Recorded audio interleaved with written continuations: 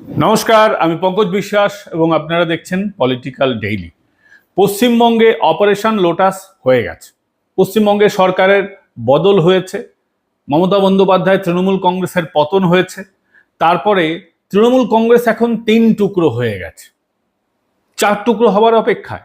একদিকে এনসিপিআই, যেখানে সাংসদরা আছেন, একদিকে পশ্চিমবঙ্গের বিধানসভার তৃণমূল কংগ্রেস, যেখানে বিদ্রোহী বিধায়করা আছেন, অন্যদিকে কালীঘাট তৃণমূল কংগ্রেস, মমতা বন্দ্যোপাধ্যায়, অভিষেক বন্দ্যোপাধ্যায়, মহুয়া মৈত্র, আরো গুটি কয়েকজন আছেন, তারাও পালাচ্ছেন।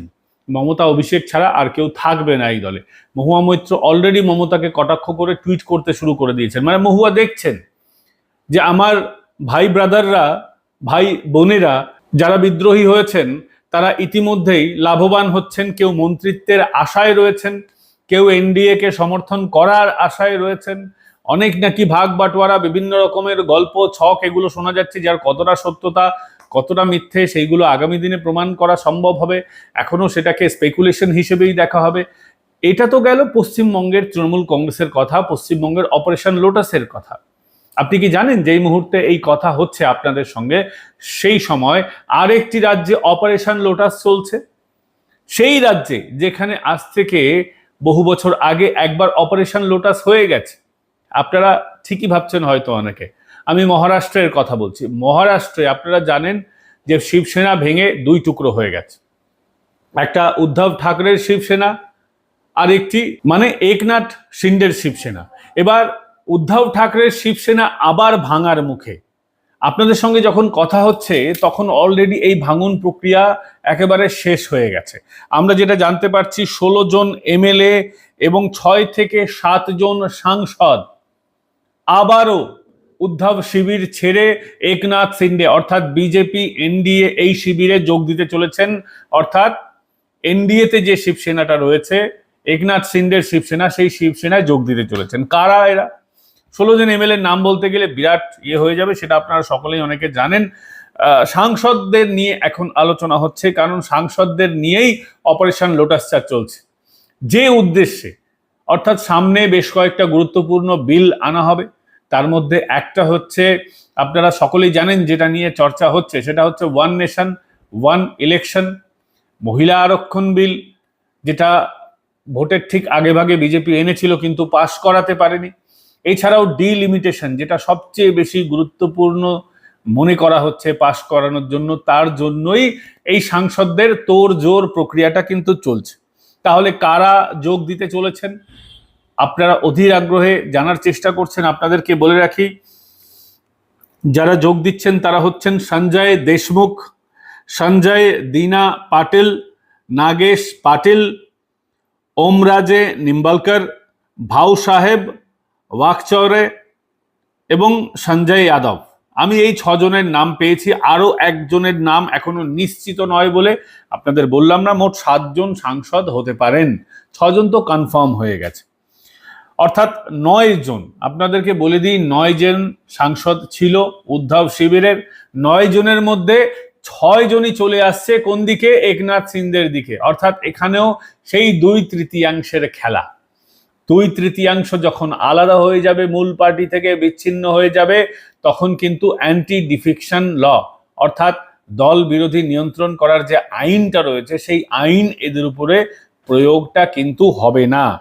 অর্থাৎ আমরা বুঝে যাচ্ছি একেবারে স্পষ্টভাবে যে পশ্চিমবঙ্গে যেমন অপারেশন লোটাস চলছে, সেরকম মহারাষ্ট্র অপারেশন লোটাস শুরু হয়েছে। এরপরে আপনারা দেখবেন অন্যান্য রাজ্যেও অপারেশন লোটাস শুরু হবে। অন্ধ্রপ্রদেশে হবে, কংগ্রেসের ঘরে হবে, কোন দিকে হবে, অন্য কোনো দলে হবে, সেটা আপনারা সময় আসলেই কিন্তু জেনে যাবেন। আপনারা জানেন যে অন্ধ্রে অপারেশন লোটাস হতে হতে একেবারে বেঁচে গেছিল কয়েক বছর আগে। কুম্ভ মেলা যখন হচ্ছে তার ঠিক আগে ভাগে, ওই সময়টার কথা আমি বলছি, সেই সময় অন্ধ্রপ্রদেশেও অপারেশন লোটাস হবে হবে করছিল। বিহারে নীতিশ কুমারের দলে অপারেশন লোটাস হবে হবে করছিল 2024-এর ঠিক আগে, কিন্তু সেই সিদ্ধান্তটা নেওয়া হয়নি। পরে আপনারা দেখলেন যে কয়েক মাস আগে নীতিশ কুমার নিজেই মুখ্যমন্ত্রিত্ব ছেড়ে দিয়েছেন। সম্রাট চৌধুরীকে তার উত্তরাধিকারী হিসেবে মনোনীত করেছেন। নীতিশ কুমার এখন রাজনীতি থেকে খানিকটা অবসরের মতো করেই জীবনযাপন করছেন এবং বিহারের সব থেকে বড় পার্টি হিসেবে বিজেপি সামনে এসেছে। তো এরকম অন্যান্য রাজ্যেও আপনারা মনে করছেন যে পশ্চিমবঙ্গেই বিজেপি অপারেশন লোটাস করছে, এখানকার তৃণমূলীদের বিজেপিকরণ হচ্ছে, ব্যাপারটা এরকম নয়। সারা ভারতবর্ষে বিজেপি ক্ষমতা চাইছে, তাদের 2029-এর আগে বিজেপি চাইছে গুরুত্বপূর্ণ বিলগুলো আনবে। কেন বিজেপি এটা চাইছে, কেন বিজেপি এগুলো করছে বিভিন্ন জায়গায়? আপনারা মনে করতে পারেন খরিদ ফরোক্ত, শুধুই কি অন্য দল ভাঙাও? না, বিজেপির অনেক বড় উদ্দেশ্য আছে বন্ধু, আপনাদের এটা কিন্তু বুঝতে হবে। 2024-এ যেটা বিজেপির সঙ্গে হয়েছিল সেটা আপনারা জানেন যে একেবারে আবকি বার 400 পার বলার পর বিজেপি 240-এ গিয়ে আটকে গেছিল। বিজেপি চাইছে না কোনোভাবেই এবার সামনে 2029-এর নির্বাচনে কোনোভাবেই তারা যাতে পরাজিত হয়। তাহলে কি কি করতে হবে? দেখুন, এটা তো দীর্ঘদিন ধরে আটকেই রয়েছে। আপনাদেরকে স্পষ্টভাবে আমি বলে দিই, দেখুন, ডিলিমিটেশন 20-22 বছর পর পর হওয়াটা হচ্ছে নিয়ম। এর আগেও হয়েছে, কংগ্রেস আমলে হয়েছে, অন্য সরকারের আমলে হয়েছে। ফলে ডিলিমিটেশন সময় সময় হওয়াটা জরুরি, কারণ জনগণ যখন বাড়ে, গণতন্ত্রে তো মানুষদের নিয়ে, পপুলেশনটাকে নিয়েই তো ডেমোক্রেসি। তো যখন জনসংখ্যা বাড়বে তখন জনসংখ্যার অনুপাতে লোকসভা বিধানসভাগুলিও বাড়ে, এটাই নিয়ম। মমতা বন্দ্যোপাধ্যায়ও তো তার এই 15 বছরের আমলে ডিলিমিটেশন করেছেন। তো ডিলিমিটেশন শুধু বিজেপি সরকার করছে বিষয়টা কিন্তু এরকমটা নয়, এর আগেও হয়েছে, বিভিন্ন রাজ্যে হয়। বিজেপির যেটা ভিতরের খবর, হাঁড়ির খবর, সেটা আপনাদেরকে দিই। ডিলিমিটেশন করার উদ্দেশ্য বিভিন্ন রাজনৈতিক দল, বিশেষ করে পশ্চিমবঙ্গের কথা যেহেতু আমি জানি, আপনাদের কি বলবো, তৃণমূল কংগ্রেস যে ডিলিমিটেশনটা করেছিল তাতে অনেক গলদ রয়েছে। ডিলিমিটেশনে আপনারা দেখবেন কোনো বিধানসভা বেগুনের মতো দেখতে, কোনো বিধানসভা কাঁকরোলের মতো, কোনো বিধানসভা ফুলকপির মতো, একরকম ভাবে পপুলেশনও কিন্তু নেই। তার সঙ্গে ডেমোগ্রাফির বিষয়টা খুব গুরুত্বপূর্ণ। দুটো উদাহরণ আপনাদেরকে দিই। একটা হচ্ছে আমাদের মালদা মুর্শিদাবাদে দেখবেন মুসলমান বিধানসভাগুলোতে বেশি বেশি করে হিন্দু অঞ্চলগুলোকে ঢুকিয়ে দিয়েছে, মুসলমান ডমিনেন্স তৈরি করা হয়েছে। কেন করা হয়েছে? কারণ মুসলিমরা বিজেপিকে ভোট দেন না, তৃণমূলকে ভোট দেন। তার বিধানসভাগুলো এমন সাজানো হয়েছে যেখানে মুসলিম পপুলেশন বেশি বেশি করে ঢোকানো আছে। এটা গেল এক। আপনারা অন্যান্য জায়গায়ও দেখবেন মুসলিম যে এরিয়াগুলো থাকে সেটা একটা বিধানসভার মধ্যে পুরোপুরি ঢোকানো আছে, যাতে ওই মুসলিম জনসংখ্যার, মুসলিম পপুলেশনের ভোটটা সবসময় শাসক দল অর্থাৎ তৃণমূল কংগ্রেস যাতে পায়, এইভাবেই তৈরি করা হয়েছিল। আর একটা কারসাজি কি করা হয়েছে, যে সমস্ত জায়গায় তৃণমূল কংগ্রেসের মার্জিন কম ছিল, যেরকম আপনি ধরুন বিধাননগরের ক্ষেত্রে আমি বলি, বিধাননগরে দেখুন বিধাননগর বিধানসভা এরিয়া, তাহলে সেখানে কোন বিধানসভাটা থাকতে হতো? সল্টলেক সিটিটা থাকতে হতো, এনাফ পপুলেশন ছিল। সল্টলেকের সঙ্গে আশেপাশের এরিয়াটা জুড়ে দিতে হতো, কলকাতার দিকেরটা, উল্টোডাঙার আশেপাশের এরিয়াটা জুড়তে হতো। কিন্তু জোড়া হলো কোনটা বলুন তো? দত্তাবাদ বস্তি, ওইদিকে একটুখানি জোড়া হলো। আর জোড়া হলো উল্টোডাঙার আশেপাশের এই যে লেক টাউনের দিকে, মানে খাল বরাবর, যে আমরা যখন ঠিক দত্তাবাদের দিক, দত্তাবাদ থেকে বেরিয়ে এসে আমরা উল্টোডাঙা পার করছি, তারপরে গোলাঘাটার ওই অঞ্চলগুলো, সুজিত বোসের বাড়ির অঞ্চলগুলো, লেক টাউন, বাঙুর, এই অঞ্চলগুলো, তারপরে খালপাড়, উল্টোডাঙা বস্তির খালপাড় যেখানে মৃৎশিল্পীরা আছেন, ওই অঞ্চলগুলো, পার্থ ভার্মা ওখানকার কাউন্সিলর ছিলেন, ওই সমস্ত এরিয়াগুলো জুড়ে দেওয়া হলো। কেন জুড়ে দেওয়া হলো? কারণ সল্টলেক সিটি থেকে বারংবার সুজিত বোস বা তৃণমূল কংগ্রেসের যে কোনো প্রার্থী ওখান থেকে বিধাননগর শহর থেকে পরাজিত হচ্ছিল। অ্যাডেড বস্তি এরিয়াগুলো জোড়া হলো যাতে ওই বস্তি এলাকা থেকে ভয় দেখিয়ে তৃণমূল কংগ্রেস জিততে পারে। এটাই ছিল তৃণমূল কংগ্রেসের স্ট্র্যাটেজি। একদিকে উল্টোডাঙ্গার বস্তি এলাকাও জুড়ে দেওয়া হলো, একদিকে লেকটাউন। এটা তো দক্ষিণ দমদমের মধ্যে পড়ে, কার্যত এটা তাহলে তো রাজারহাট গোপালপুরে যাওয়া উচিত ছিল, কিন্তু যায়নি। এইভাবেই মমতা বন্দ্যোপাধ্যায়ের সরকার ডিলিমিটেশন করেছিল যাতে তৃণমূল কংগ্রেসের সব ক্ষেত্রে সুবিধে হয়, লাভ হয়। বোঝানো গেল বিষয়টা? বুঝতে পেরেছেন? এবার বিজেপি সরকার চাইছে যে বিভিন্ন আঞ্চলিক দলগুলো যেভাবে ডিলিমিটেশন করে রেখেছে নিজেদের ফায়দায়, যার জন্য বিজেপি অনেক রাজ্যে জিততে পারছে না বা তাদের সমস্যা আসছে রাজনৈতিকভাবে, তো বিজেপি চাইছে এমনভাবেই ডিলিমিটেশন হোক। এবার ডিলিমিটেশন করতে গিয়ে সমস্যা কি দেখা দিচ্ছে? ডিলিমিটেশন করতে গিয়ে সমস্যা দেখা দিচ্ছে যে বিশেষ করে দক্ষিণ ভারতের দলগুলি বলছে যে দেখুন, ভারত সরকার বলেছিল পপুলেশন কন্ট্রোল করতে, শিক্ষার বিস্তার করতে, প্রচার প্রসার করতে। আমরা শিক্ষায় অগ্রগতি করলাম, আমরা আমাদের রাজ্যকে আধুনিকীকরণ করলাম, পার ক্যাপিটা ইনকাম বাড়ালাম, বিজনেস বাড়ালাম, সরকার বলল পপুলেশন কমাতে, আমরা পপুলেশন কমালাম। আর পপুলেশন কমানোর শিক্ষা দীক্ষা বেশি করে দেওয়ার কি খেসারত আমাদের দিতে হবে? দক্ষিণ ভারতের রাজ্যগুলোর কি কোনো গুরুত্ব থাকবে না ন্যাশনাল পলিটিক্সে? এটা কিন্তু ওখানকার দলগুলি বোঝাচ্ছে। আমি বলবো এটা একেবারে মিথ্যে কথা, একেবারে গ্রহণযোগ্য নয়। এখনো যেরকম উত্তরপ্রদেশ হয়েই রাস্তাটা যায় দিল্লির, উত্তরপ্রদেশ সব থেকে বড় রাজ্য রয়েছে, ডিলিমিটেশনের পরে উত্তরপ্রদেশই সব থেকে বড় রাজ্য থাকবে। উত্তরপ্রদেশ থেকে কোনোভাবে তামিলনাড়ু এগিয়ে যেতে পারে না। উত্তরপ্রদেশ আগেও যা ছিল এখনো তাই থাকবে। এবং যে ভুল ন্যারেটিভটা ছড়ানো হচ্ছে দক্ষিণ ভারতের রাজ্যের আসন সংখ্যা কমে যাবে, একেবারে ভুল। প্রত্যেকটা রাজ্যের আসন সংখ্যা বাড়বে। যেমন পশ্চিমবঙ্গের ক্ষেত্রে আমরা যারা বাঙালি আছে আমাদের পশ্চিমবঙ্গ নিয়ে অবশ্যই আগ্রহ থাকবে। পশ্চিমবঙ্গে এখন 42টা আসন আছে, ডিলিমিটেশন হলে কম বেশি 54টা আসন হওয়ার কথা, প্লাস মাইনাস একটা দুটো এদিক ওদিক হতেই পারে, কারণ গোটাটাই তো পপুলেশন সেন্সাসের উপর নির্ভর করছে। তো সেই জায়গায় দাঁড়িয়ে তো তাহলে কি পশ্চিমবঙ্গের আসন সংখ্যা কমলো? কমলো না তো। পশ্চিমবঙ্গের আসন সংখ্যা কি উত্তরপ্রদেশের চেয়ে বেড়ে গেল? হলো না তো। তো যার যেমন ছিল তার তেমনই ওই রেশিওতেই বাড়বে। এখনো কেরল থেকে আপনি যত বেশি জিতে নিন, আপনি কেরল থেকে যত বেশি জিতে নিন, আপনি তো ওই নাম্বারটা আনতে পারবেন না উত্তরপ্রদেশের আশেপাশে, এমনকি বাংলারও আশেপাশের নাম্বার আনতে পারবেন না। তো বিষয়টা তাই, আগেও যা ছিল এখনো তাই থাকবে, নতুন কিছু হবে না। কিন্তু সিপিআইএম, কংগ্রেস, তাদের যে কি বলবো, এই যে লিব্রান্ডো সেল আছে, তাদের যে একটা আউটফিট আছে, তাদের যে টুলকিট গ্যাং আছে, তাদের যে ইকোসিস্টেম আছে, তারা এটাকে ভুলভাবে প্রচার করছে যে মোদী সরকার এই গো বলাই থেকেই জিততে চাইছে। আরে ভাই, মোদী তো সারা ভারত থেকে জিততে চাইছে, মোদী তো তামিলনাড়ু থেকেও জিততে চাইছে, মোদী তো কেরল থেকেও জিততে চাইছে। সব জায়গা থেকে মোদী অমিত শাহরা আসন বাড়াচ্ছেন, কোথাও থেকে তো তারা আসন কমাননি। তাহলে এই কথাটা আসছে কেন?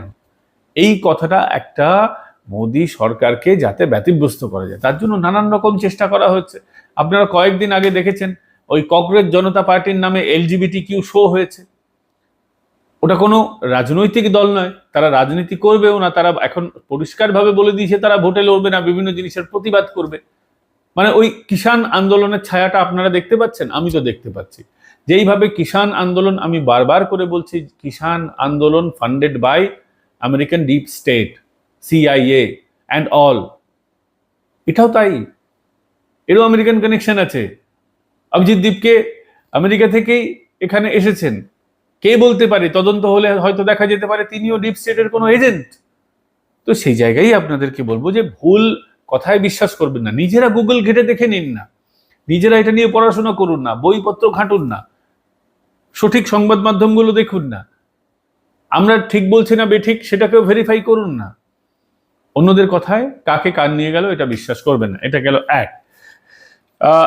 দ্বিতীয় হচ্ছে যে যখন এই অপারেশন লোটাস চলছে, বলা হচ্ছে যে এই অপারেশন লোটাসের জন্য এক একজন বিধায়ক পিছু কোটি কোটি টাকা খরচ করা হয়েছে, একজন সাংসদ পিছু নাকি 15 কোটি টাকা করে খরচ করা হয়েছে, এক একজন সাংসদকে নাকি 50 কোটি করে দেওয়া হবে, প্রাইভেট জেটে করে তাদেরকে আনানো হচ্ছে। এটা সঞ্জয় রাউত বলছে, আমি বিশ্বাস করি না যে এদের এত দর হতে পারে। সঞ্জয় রাউত নিজেও বলেছেন এদের এত দর হওয়ার কথা না, তাহলে বিজেপি কেন দেবে?